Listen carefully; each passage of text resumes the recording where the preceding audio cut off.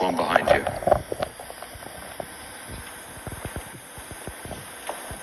Mr. Budenberg, I have 4 questions. I represent the Lloyds Bank Victims Group, which is the Meadow files.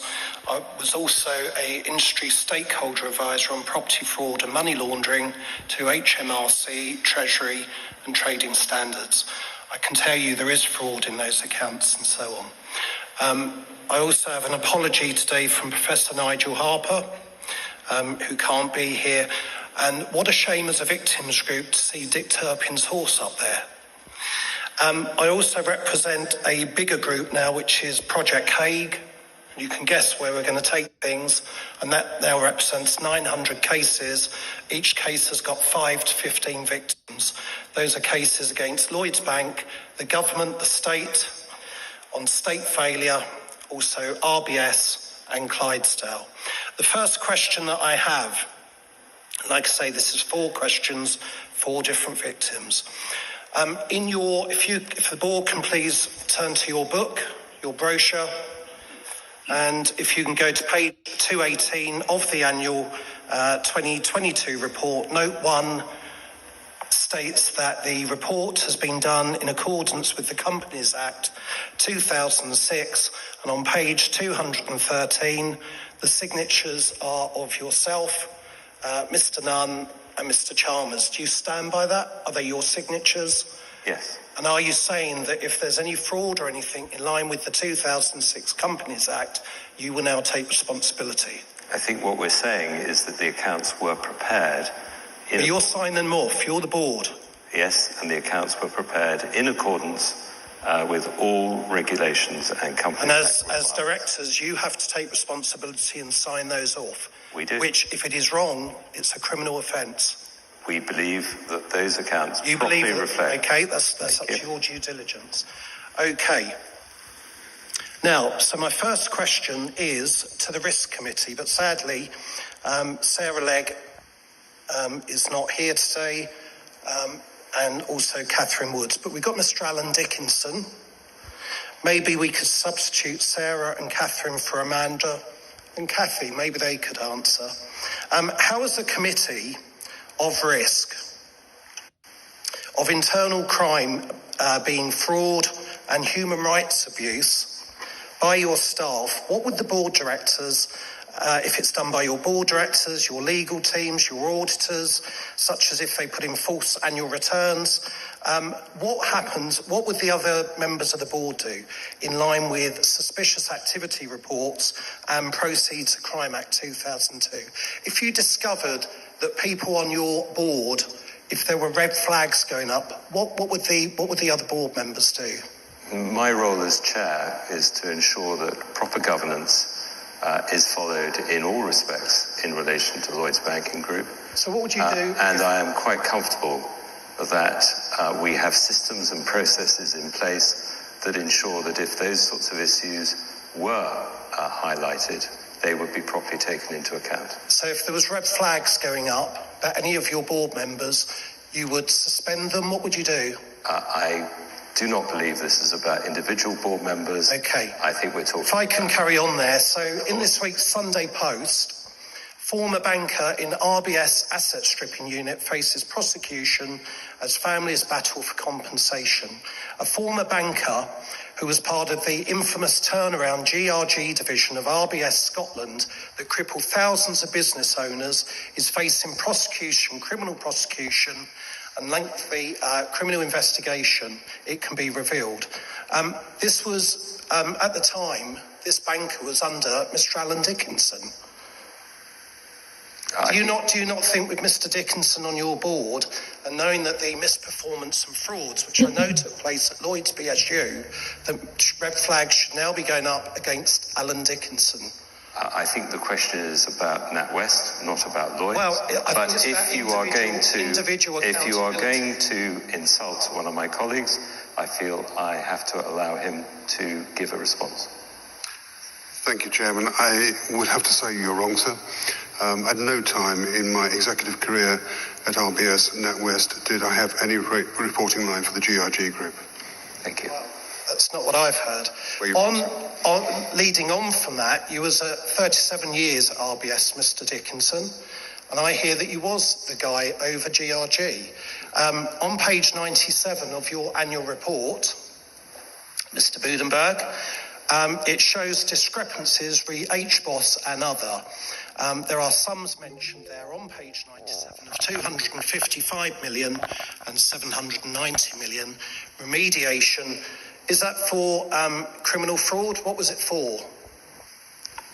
I believe, but Mr. Chalmers will correct me if I'm wrong, that is in relation to the issue around HBOS Reading that I covered very fully in my introductory speech. So what did you do when you found this? There would have been people culpable. Were suspicious activity reports raised?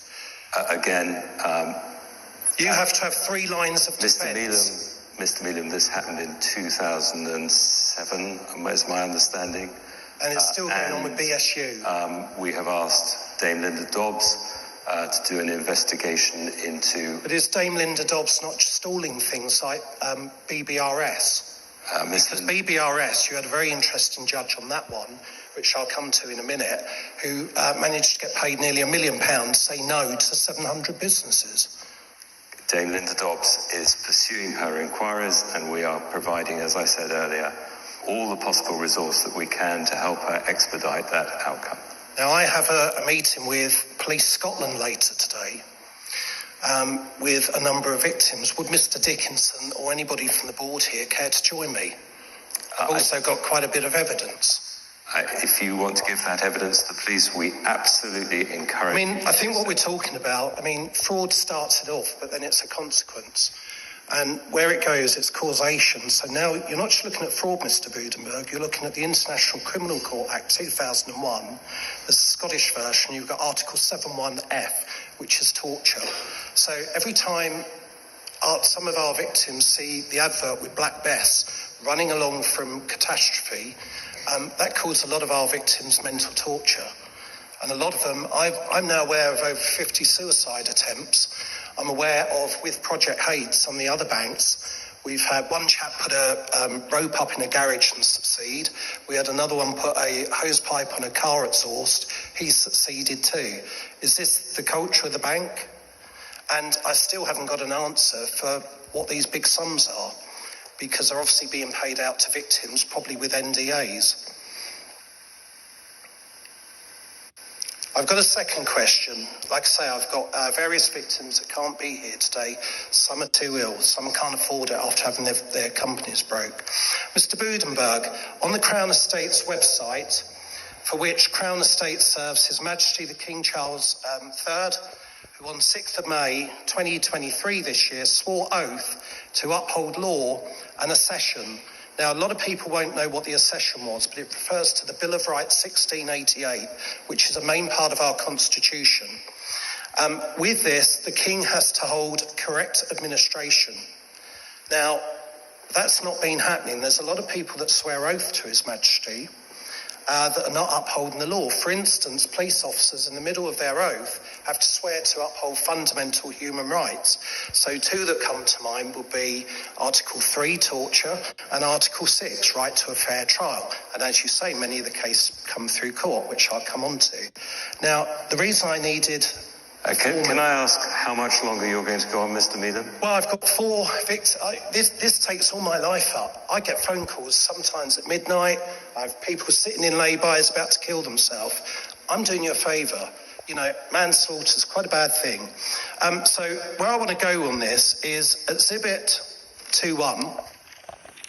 So, actually, on the Crown Estate's website, Mr. Budenberg, it says that you're a qualified chartered accountant, that you've got a law degree. What are you a chartered accountant of? What body? I qualified as a chartered accountant of the Institute of England and Wales. What, the ICAEW? Yes. But it says that you are a qualified accountant. That's not true, is it? It says, I believe, that I qualified as an accountant. It says you qualified as an accountant. It gives the impression you are an accountant. And what I've got here is an email from Nigel Howell, Head of Investigation and Professional Services, which says, I would like to clarify that Mr. Budenberg is not an ICAEW member and has not been since 2005. Don't you think it should be clearer on that point? I think what is on the website is absolutely crystal clear. I think it's misleading, Mr. Budenberg. And leading on from that, I have then a letter from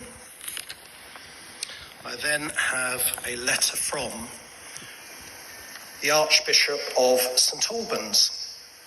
And we've sent him our evidence, the Op Meadow files, and he's spoken to a lawyer on behalf of the 25 Lords Spiritual. And he advises that what should happen is that the matter now goes to the International Criminal Court. Because we're not talking about fraud anymore. We're talking about human rights abuse. Mr. Mealham, just to be absolutely clear, we operate in a responsible way. We do not. Well, that's debatable, isn't it? Only by you. Well, not. And by many, Mr. Budenberg. And by many. If you can let me finish, please. We do not agree with your characterisation. Dr. Alan Smith has taken advice from on those files we sent to all the Lords Spiritual. Now, you will probably know, being involved with Crown Estates, that the Lord Spirituals represent His Majesty on matters of human rights abuse, torture and so on in the House of Lords. We've got their backing to take this into the International Criminal Court. This includes failure by public servants who have been protecting the bank. And if we look at it, Norman Blackwell was the advisor to John Major. Lord Lupton here was the treasurer to the Conservative Party under David Cameron. Do you not think this is more a case that top senior politicians have infiltrated the bank? You know, I don't want to say Nazis or anything like that, but if we look at Nuremberg, there were 4 bankers that were involved in liquidising the assets of the Jewish people and putting them into the Nazi war machine. They were protected by the senior politicians. And that also included senior police, included crooked judges. If you wanted justice from the state, you were giving a Nazi judge in front of a Nazi lawyer. And it seems to me that a lot of the victims are going into state courts.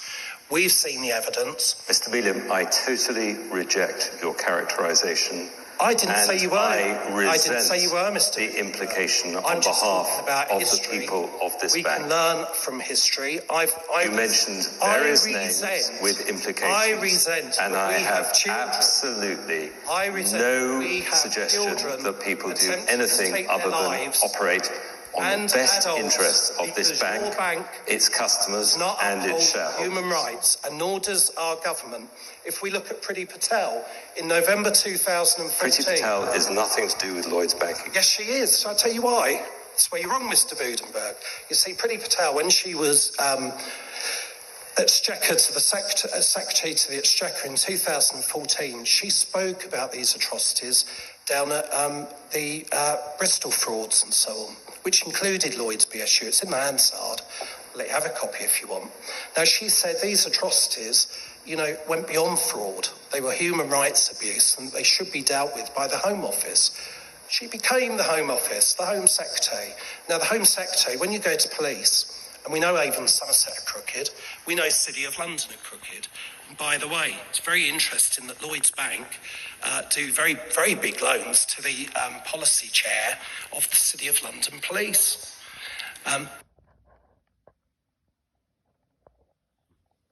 To Gleeson Homes.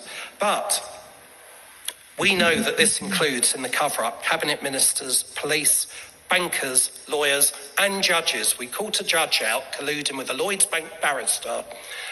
It was actually a barrister from 3VB Chambers, where Tony Blair's older brother used to be. But we caught them colluding because they didn't realise they were being overheard on a telephone call. So the place Priti Patel came in is because she sat over the Police Reform Social Responsibility Act 2011, statutory instrument 20112744, and the backstop that she had in order to step in was the Police Act 1996. The backstop powers are section 40A and 40B. Now, she didn't step in. Now, what the Rome Statute does aligns with the English version of the law. If you then look at Article 7.1f, It aligns with the International Criminal Court Act here. I think for the sake of all shareholders, I must ask that you come to the point of your question to the extent that it deals with the business of this meeting. Level are Lloyds buying off judges, buying off police? Because we know it's happening. People are being denied. I don't think I need to answer that question. That's fine. People are being denied liberty as subject. Can we get to the point of your Well, I think the point is, Mr. Budenberg, because I think the point there are a lot of people here who have valuable time. There are a lot of shareholders that could be seeing their shares drop. You know, I saw my business destroyed through Lloyds Bank, so please give me a little bit of microphone. I think we've given you quite a lot of microphone. I think we've given Lloyds enough space as well. But in the Rome Statute, you see, it works different. Because where this is state crime now, Article 25, 27 and 30 removes the protection of these people that are protecting the police and protecting the bankers. So this is where that needs to go. I should move on to my last part. And by the way, you might see this floating about. So, okay, my last part is in two parts. So, Mr. Nunn, on page 97, at the bottom left, have you got a copy of that? Could you have a look? Mr. Nunn. Sorry, I think you fell asleep. Right, so, if we look on the bottom of page 97, have you got that? Have you got that, Mr. Nunn? I can look at it, yep. Thank you. Now, it says risk management, internal control, financial reporting. Part of what I used to do with government was looking at, post the legislation, it would if then you can go keep to the Lloyds business, Mr. Mayor. I am, Mr. Thank you. I'm talking about compliance and risk. And obviously you have to do returns to the SEC, the F20 and the Sarbanes-Oxley. So on here, when we look above the other significant issues, and it says about the HBOS and so on, how is that reported in accordance with Sarbanes-Oxley, the F20 annual return to the SEC? How does that go, Mr. Nunn? As I say, we comply totally with the requirements of Sarbanes-Oxley. We have very well qualified auditors who ensure that we do that. Everything is disclosed. When suspicious activity is reported to Mr. Mealham, Mr. Budenberg, please. When I reported to Mr. Hewson, the CEO of Deloitte, he should put in a suspicious activity report. We've sent him evidence. So, Mr. Nunn, how is our accounts have been signed off by our auditors. So if they're incorrect, all the required. So if they're incorrect, that is your name, there is Mr. no Nutt, evidence. Mr. Chalmers. There is absolutely no evidence. There is evidence of any incorrection in the account. And there is evidence of state cover-up. State cover-up. Okay. Well, I've got next question. I think you've got the second part of your last question. I think you didn't answer that. So let's move on. If you don't want to answer questions, look, I get all these victims. You could sort all this rubbish out, and you choose not to. And now it's going to elevate to human rights abuse. Fine. Well done. Right. Maybe the horse would be better running the bank. Right. So, on mental health, let's have a look at that. So, this is Kate Cheetham. And I'd like to explain some of this structure where Lloyds sees cover-up and how it works at the very top level and how you can all laugh about it because it's all covered up. But we've started seeing all this. So we now sit on 900 cases. There are 5 to 15 cases. It's Project Hague. It's crime against humanity. It's Lloyds Banking Group. It's RBS. It's Clydesdale. So for Mr. Dickinson, as Meatloaf would say, 2 out of 3 ain't bad. But could it be political? Could there be politicians and police complicit, and some judges and legals conspiring to rubber stamp unlawful asset thefts, like, as I say, 1933, what happened in Nazi Germany, where state lawyers, state police, state judges acted in crimes against humanity? It's what brought Nuremberg about, along with the Tokyo trials. Miss Cheetham, in the past, senior counsel from Lloyds Bank included Simon Davies. Now, he was ex-Linklaters. He's now a senior over the appeal courts in England and Wales. The last judge I had was Judge Richards. I went to court 23 times. I was denied liberty of the subject, which is due process, and a right to a fair trial. The current RBS senior counsel is Gideon Moore. He's ex-Linklaters. The past Deputy Prime Minister and Justice Minister was Dominic Raab, who wanted to get rid of the Bill of Rights 1688, part of our Constitution, and human rights. He was ex-Linklaters. The President of the City of London Law Society and ex-Chief Adjudicator of the sham BBRS, who said no to 700 cases getting paid near £1 million, was Alexandra Marks, ex-Linklaters. Now, Miss Cheetham, have you ever worked at Linklaters? Miss Cheetham that is her personal issue.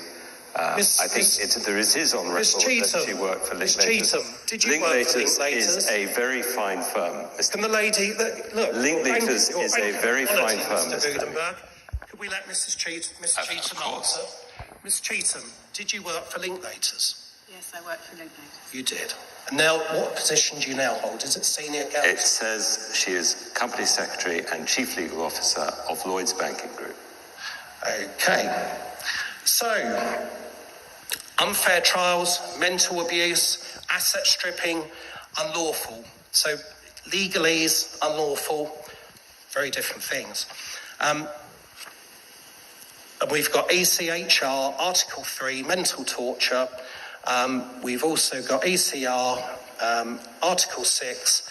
We've also got judges that we've caught out representing and rubber stamping thefts for Lloyds Bank. And I've got that evidence. We're also in touch with an attorney in The Hague, which those talks are now continuing. In the Nuremberg trials, I'm about to finish because I know you're going to have a little epi fit again. In the Nuremberg trials, it saw 4 bankers sentenced, judges, senior police and lawyers. Thank you very much. Thank you, Mr. Mealham. I hope that we've shown you respect as shareholder, and I very much hope that next time you show a bit more respect to the people who are working on your behalf. Thank you. Thank you. And they stop trying to take their lives. Thank you, Mr. Mealham. When your customers are treated properly, then you may get some respect. Thank you, Mr. Mealham. Otherwise, we'll see you in The Hague. Thank you, Mr. Mealham. So, this is, I think,